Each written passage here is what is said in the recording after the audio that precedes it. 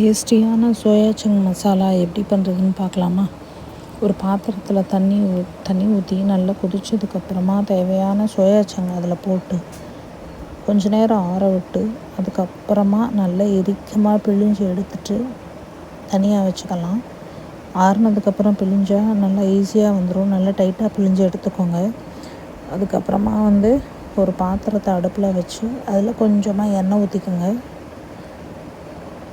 பட்டை, சோம்பு, கிராம்பு போட்டு தாளிச்சிட்டு பொடியாக நறுக்கின இஞ்சி, பூண்டு, வெங்காயம் போட்டு நல்லா வதக்கிக்கோங்க. வெங்காயத்தோட கலர் கொஞ்சம் மாறுற வரைக்கும் லைட்டாக வதக்கிக்கோங்க. ஒரு 2-3 நிமிஷத்துக்கு வதக்கிக்கலாம். அதே டைமில் நம்ம ஒரு மிக்சியில் 2 தக்காளியும் ஒரு 4 முந்திரி பருப்பையும் அரைச்சி அதை நல்லா நைஸாக அரைச்சிட்டு ஆனியன் கலர் மாறினதுக்கப்புறமா அதில் போட்டு நல்லா வதக்கிக்கோங்க.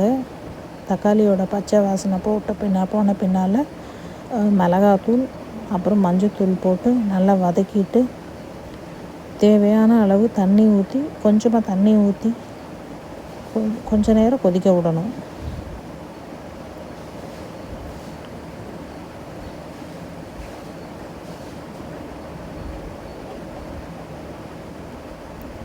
கொஞ்சமாக தண்ணி ஊற்றினா போதும். ஒரு கொதி விட்டு அதுக்கப்புறமா நம்ம தனியாக பிழிஞ்சு எடுத்து வச்சுருக்கிற சோயா சங்கை இதில் சேர்த்துடலாம்.